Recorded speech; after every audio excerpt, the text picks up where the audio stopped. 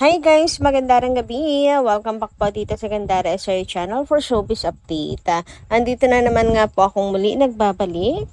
Ang nagmamaganda ninyo kachismosang Kimpaw, wala na pong iba. Ang lokaret na si Gandara SRU upang magatid sa inyo ng latest update and fresh happy news patungkol kina Kim Chiu and Paolo Avellino. And para po sa gabing ito ang tatalakayin natin at pag-uusapan ay patungkol po dito sa mahalagang bagay at kaganapan kina Kim and Paolo. Yes mga kakimpaw, dahil meron po tayong mga good news at madaming bagay na dapat pong abangan. Lalo na po kay Chinita Princess. So ano-ano nga ba yan mga kakimpaw? Pero bago po ang lahat, sa mga hindi pa nakaka-subscribe sa ating channel, pakiclick lang po tayo natin subscribe button at notification bell na nandiyan sa baba para mag-i-updated po kayo at ma-notify sa mga susunod natin chikas tungkol sa Kimpaw. Maraming salamat. And ngayon naman, magbasa po tayo ng comment mula sa ating mga subscribers hinggil sa mga previous update. Sabi dito ni Miss Norma Dayag sa kanyang comments, Gandara, good AM, gawa-gawa lang ng mga bashers yan.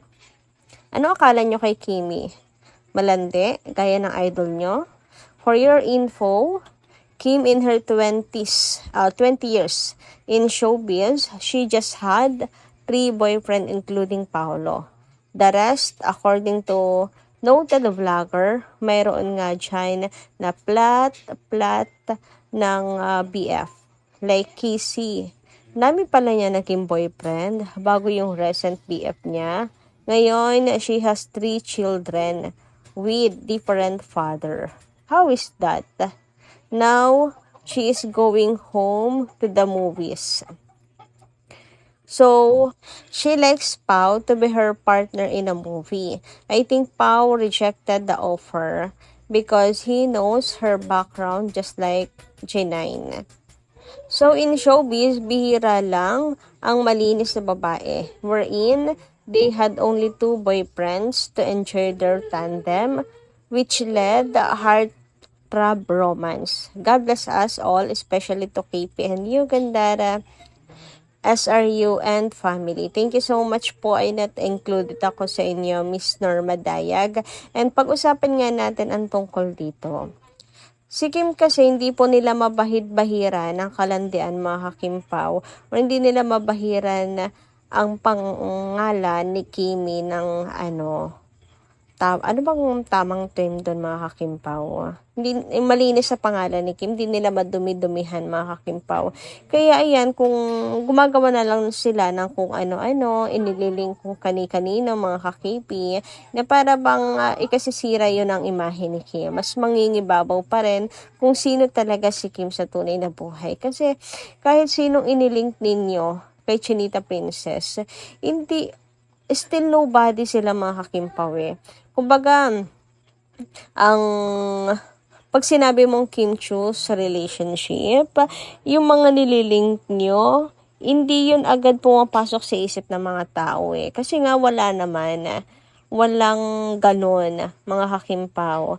Pag nga sinabing Kim ang pumapasok sa isip ng tao, Kim Herald, Kim C and Pao, kasi sila yung tunay na karelasyon, naging karelasyon ni Chinita Princess. So yung mga nalilink nyo na yun, wala yan. Kasi nga, wala naman po si Kim dirty controversy sa showbiz industry, lalo na pagdating sa lalaki. Unlike sa iba, na kapag binanggit mo si ganito, hindi yung boyfriend, yung mga ex, ang ang pumapasok sa isip ng tao, kundi yung kalandian, yung dirty, minsan nga hindi pa karelasyon mga kakimpaw, yung mga kalokohan, controversy, yun yung pumapasok sa isip ng tao. Pero si Kim, wala. Kasi malinis na malinis si Chinita Princess. And bihira nga yan sa mundo ng showbiz. Naku, bihira ka makakaano ng kaunti lang naging jowa o first jowa na nakatuluyan. Napakabihira.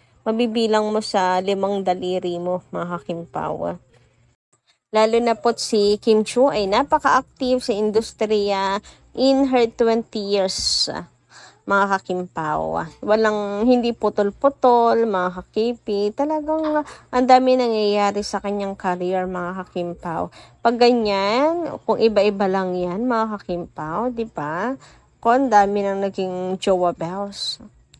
Lalo na't active sa pag-aartista. Anyway, thank you so much again, Miss Norma Dayag, sa inyong comment. At dumako naman po tayo dito sa mga balita natin para po sa gabing ito, mga kakimpaw. Ayan, simulan na nga natin po ito dito po sa post ni Chinita Princess sa kanya po social media accounts.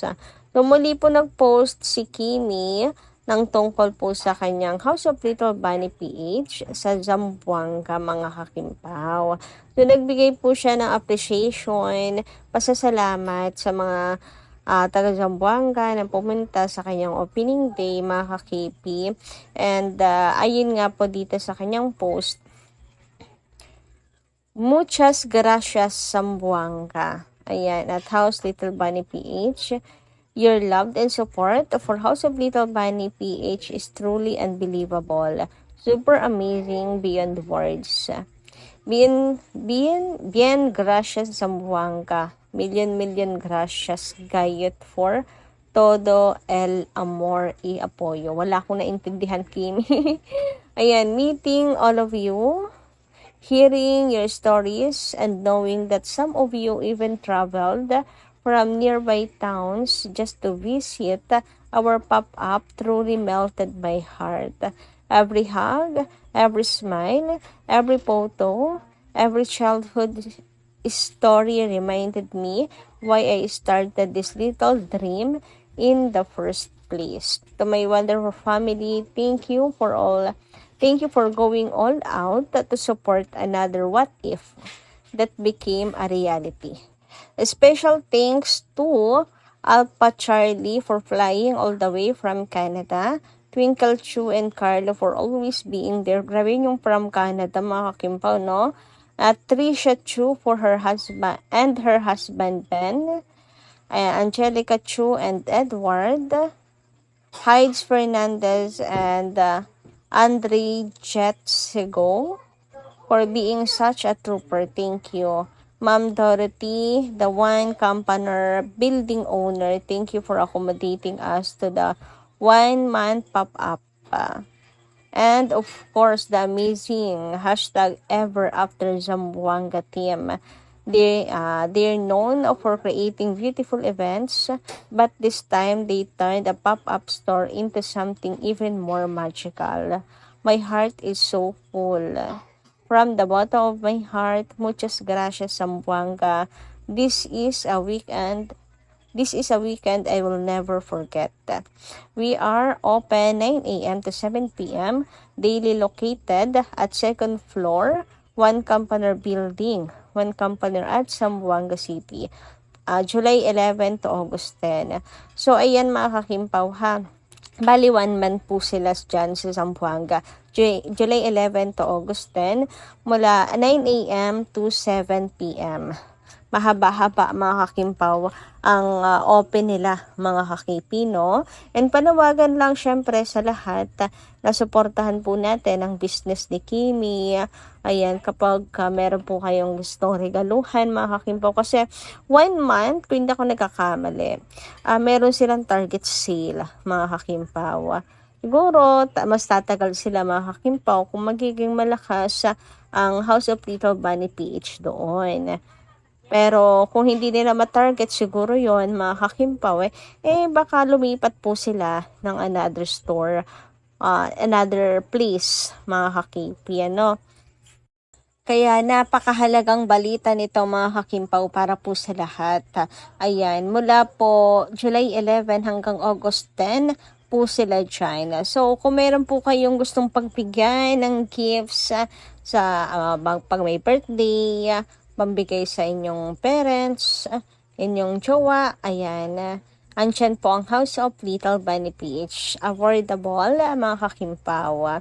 And syempre, hindi kayo bibiguin sa quality. Anyway, dumako naman tayo ngayon dito sa another good news, mga kakimpaw. Grabe, nag-uumapaw sa good news, no? Syempre, ikaw ba naman ang kuyugin ng bash ditong mga nagdaan? Sabi na nga ba, tuwing meron pong ganyan, pangbabatikos kay Kim, ay talagang meron pong mga blessings na darating. Sabi nga, 'di ba, after the rain, there's a rainbow, mga kakimpaw. So, eto na yon. Naniningil na si Kim. Ang paniningil ni Kim ay, ano po, mga kakimpaw, mga blessings. Si Kimi po kasi, mga kakipi, ay, kasama po sa HBO Max, mga kakimpaw. Yes, you heard it right. Umabot na po sa HBO Max ang energy ni Kimi, mga kakimpaw. So, eto po yung chika. Umabot na sa HBO Max ang energy ni Kimi. Ni Kim Chu. Kasali siya sa paparating na Come Dine With Me, Celebrity Philippines. Mapapanood ngayong July 23 sa HBO Max. Ready na ba kayo sa bonggang chikahan, tawanan at kainan? Abangan ang masayang samahan at panoorin ang teaser sa official Instagram page ng HBO Max Philippines. So, ayan pa pong isang napakagandang balita, mga kakimpaw, na hatid ko po sa inyo. And ang maganda to, mga kakipi, no? Pampatanggal to ng stress kasi masaya to, mga kakimpaw. Maraming tawanan, maraming kwentuhan, mga kakimpaw. So, may entertain po kayo dito at talagang sulit, mga kakimpaw, ang panonood. Bukod sa nandyan si Chinita Princess, ay good vibes to, mga kakimpaw, no? And makakasama niya rin po dito sila Empoy, si Ninong Ogie, makakasama niya dyan, mga kakimpaw. Si Bestie Darren, makakasama din dito ni Kimi, si Maymay, Rufa, sino pa ba, mga kakimpaw, yung nakita ko doon? Basta, pukang napakasaya nito, mga kakipi. Talagang matatanggal ang stress natin. Bagay na bagay para sa isang Kim Chiu ang ganitong mga kakimpaw, dahil 'di ba napaka-jolly ni Kim, napaka-bubbly. Ayun, so bagay na bagay po sa kanya to, mga kakimpaw. And I think marami din tayong matututunan kasi maraming kwentuhan din to, mga kakipi, di ba? So sa teaser pa lang naman po na nilabas ay talagang good vibes na, mga kakimpaw. Kaya abangan po natin yan. Grabe, no? So sa June 23 po ito, mga kakipi. Biruin nyo yun, mga kakimpaw, after the bashings and all kay Chinita Princess. Eto't sunod-sunod po ang mga dapat nating abangan. So, June 23, ito pong HBO Max. Then, July 24, finale naman po ng The Alibi, mga kakimpaw. Then, July 25, ang ASAP Sydney, Australia naman po ng Kimpaw. Ay, diba, sunod-sunod. July 23, 24, and 25. Ang daming kaganapan na dapat nating abangan. So, yun lang po muna nating update tonight. Thank you so much sa pakikinig. Kita-kits po muli sa susunod nating chika. Ingat po pala.